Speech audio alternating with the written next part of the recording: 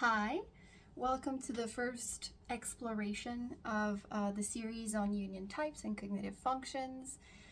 Today we're going to start by exploring a dichotomy that's very central to the theory, and it is perception or irrationality versus judgment or rationality. And the reason why we should start there is because it is the core, right? With the cognitive functions, Jung noticed that the brain did these two things. It perceives information and then judges that information to make decisions and take action in the world. And oh, there's an alarm, my bad.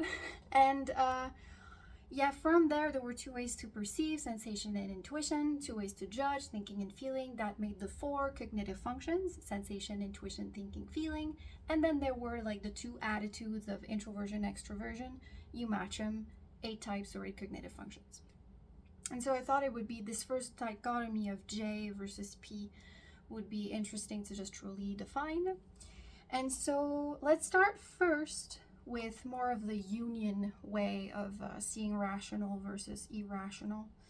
So for Jung, being rational or judging, it was something that was aligned with reason, meaning that the person, when judging, would reason based on either logic or value, right? So logic, ethics, thinking, feeling, in order to arrive at some sort of organized decision, plan, objective. With Jung, yes, rationality really is simple as that. The main objective of rationality, of judging, is to make a decision. So you judge whether something is logical or not, effective or not, does it have value or not to you. And so you end up excluding certain perceptions that are not reasonable according to you, either through logic or ethics. This is really the basis of it. And then afterwards, with irrationality, it's not that you're not logical or that you're unreasonable. It's not really that. It's just that irrationality or perception is called something that is beyond reason. So you are not excluding perceptions based on judgment. You're actually very open to all perceptions at all times. Your aim is to never exclude anything. You want to perceive everything, be it sensory or intuition. So there's an open-mindedness and adaptability, whereas with the judgment, there's more of a closed-mindedness and some sort of a direction, if you can see what I mean. So that's pretty much the basis of it. It's not that complicated, but whatever. Then in Socionics, they took those and they gave certain traits that would characterize, can you say characterize? That would define someone who was either rational, meaning their first function was a rational function, or irrational, meaning their first function was an irrational function, so sensation or intuition. So those who are rational, who lead with thinking and feeling, they would tend to plan ahead and make decisions early. This coincides with Jung, right? This idea that it excludes perception in order to be reasonable, no matter what that reasoning is based on. So they're often more rigid and stubborn. This would make sense, right? They're closing the perceptions. They don't like to change their decisions, meaning I would say they probably don't like changing their decisions frequently. They want to judge in a clear way and not be constantly perceiving new information in an open-minded way, so it does make sense. Tend to finish what they started, usually have stiff movements. There you go. Usually more authoritarian and have a lower stress tolerance. So they're more stressed because, right, they have this agenda and they're judging, so there is like some sort of passion, I guess, behind, or, right, you can sense that when you judge something, there's an anger coming up. You feel self-righteous, so that could be the stiffness. Then Socionics describes irrationals, so the types that lead with sensation or intuition, that they tend to wait and see, and they're more spontaneous, which would make sense once again because they want to stay open to all perceptions. They're more flexible and tolerant, right? So they're not constantly judging, they're more open, so they'll be more playable, right? They'll adapt. They can change their decisions frequently. That also makes sense. They tend to start new things without finishing them. I guess here that would make sense in a sense that they're perceiving so much. If there's a new action or a new zone of comfort or something like that, it's like, oh, I don't exclude this based on judgment, so I need to give it attention. So that could be that, but I find it bizarre. Introverted sensors would change their decisions frequently. I think that's weird. Anyway, they usually have gentle movements, go with the flow, I guess, movements. They're more democratic in their leadership style, and they have a higher stress tolerance because they're mellow, they're in the flow. They're not, they don't have a plan, they're not judging. So it is really, really similar to MBTI. The only switch here is that for Socionics, your first function, the nature of your first function, your dominant function, base function, determines if you're rational or irrational, which to me makes more sense. Whereas in MBTI, it's the first extroverted function that determines if, so let's say you are leading with introverted feeling, and then you have extroverted intuition second.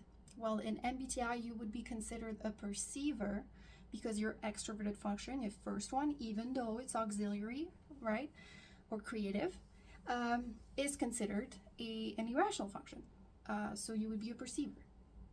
But in Socionics, you would actually be called INFJ, even though you use introverted feeling and extroverted intuition, because your first function, your base function that guides everything in your life, is a rational function, introverted feeling, right? And so I would agree more with Socionics because it's like there's this idea that all introverts are sort of invisible and they don't exist and we don't see them until they trigger their extroverted function.